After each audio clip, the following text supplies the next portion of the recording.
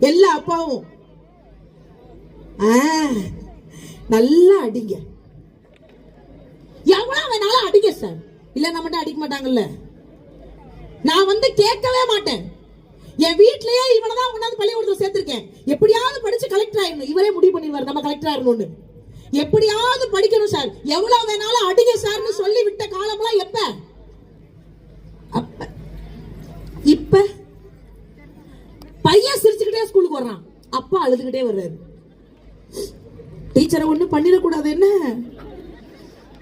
அதுக்கு அவன் அதெல்லாம் அவங்க நடந்துக்கிறத பொறுத்து இருக்கு. சும்மா சும்மா என்னைய ரைம்ஸ் கேட்டாங்க, காம்பஸ் வச்சு குத்திடுவேன். இவங்க ரெண்டு பேரும் கிளாஸ்ல பேசிக்கிறாங்க. ரமேஷு ஹோம்வொர்க் எழுதுறனா மிஸ் அடிப்பாங்களோ, நம்மள அடிச்சாதான் மிஸ் சேர்மன் சார் வெளியில அனுப்பிச்சிருவாருல்ல. ரவி சாருக்கு வேற வேலையே இல்ல.